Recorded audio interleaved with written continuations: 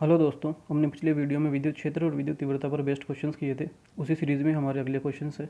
इन questions को करने के बाद में हम विद्युत क्षेत्र रेखाओं के बारे में पढ़ेंगे। अगर आपने पिछले वीडियोस नहीं देखे हैं तो डिस्क्रिप्शन में प्लेलिस्ट का लिंक है, वहाँ से आप सारी वीडियोस देख सकते हो।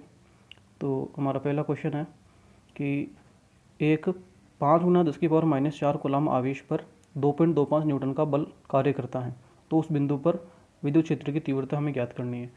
यानी हमारा जो आवेश है वो 5×10⁻⁴ कूलम का है और इस पर 2.25 न्यूटन का बल कार्य कर रहा है। तो इस आवेश, मान लीजिए ये आवेश यहाँ पर है हमारा, तो इस आवेश पर जो बल लगेगा वो किसी अन्य आवेश के कारण जो विद्युत क्षेत्र उत्पन्न होगा उसकी वजह से लगेगा। तो हमने मान लिया वो अन्य आवेश आर है। अब अन्य आवेश कैपिटल क्यू है। इस कैपिटल क्यू आवेश से ये जो हमारा आवेश 5×10⁻⁴ कूलम का है ये आर मीटर की दूरी पर है।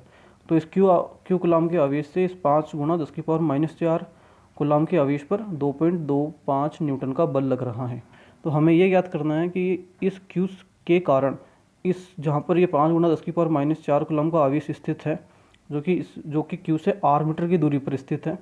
तो इस आर मीटर की दूरी पर, यानी यहाँ पर जहाँ पर ये आवेश है, वहाँ पर क्यू की वजह से, कैपिटल क्यू की वजह से विद्युत क्षेत्र कितना उत्पन्न होगा, यह हमें ज्ञात करना है।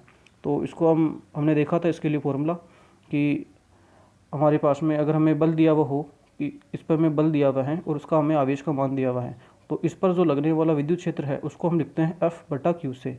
इसलिए 5×10⁻⁴ कूलम के आवेश पर विद्युत क्षेत्र हो जाएगा F, इस पर लगने वाला बल बटा उसके आवेश का मान Q। तो बल हमारे पास में 2.25 न्यूटन का दे रखा है, 5×10⁻⁴ कूलम का आवेश है। इसका भाग दे के सोल्व करेंगे तो ये हमारे पास में 4.5×10⁻³ न्यूटन पर कूलम का विद्युत क्षेत्र उत्पन्न होगा कैपिटल क्यू आवेश की वजह से आर मीटर की दूरी पर, जहाँ पर ये 5×10⁻⁴ कूलम का आवेश रखा हुआ है। यानी 5×10⁻⁴ कूलम का आवेश 4.5×10⁻³ न्यूटन पर कूलम के विद्युत क्षेत्र में रखा हुआ है, जो विद्युत क्षेत्र इस कैपिटल क्यू आवेश की वजह से उत्पन्न हो रहा है। ठीक है दोस्तों, अब हमारा अगला क्वेश्चन है 2×10⁻⁴ न्यूटन पर कूलम के विद्युत क्षेत्र में गतिशील इलेक्ट्रॉन का त्वरण ज्ञात करना है हमें। ठीक है, अब हमें दे रखा है विद्युत क्षेत्र 2×10⁻⁴ न्यूटन पर कूलम का। इसमें हमारा इलेक्ट्रॉन गतिशील है।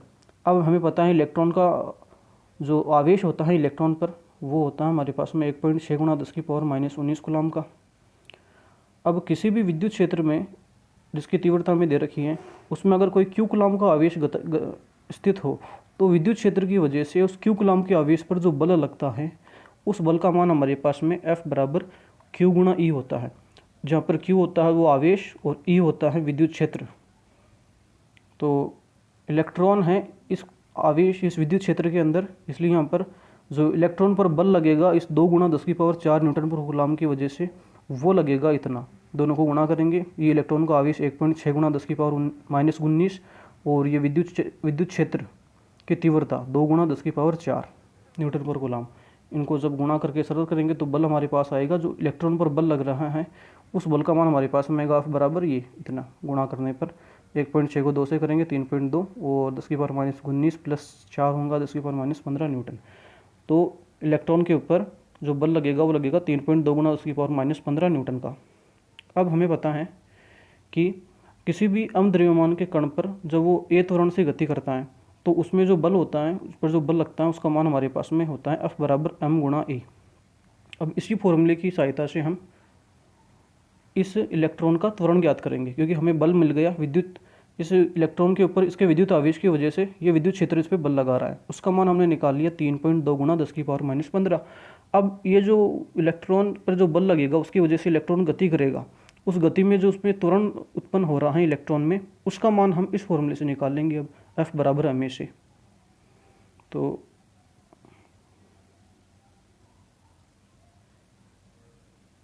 यहाँ से हम मान निकालते हैं F = ma, तो A बराबर हमारे पास में F/m बचेगा।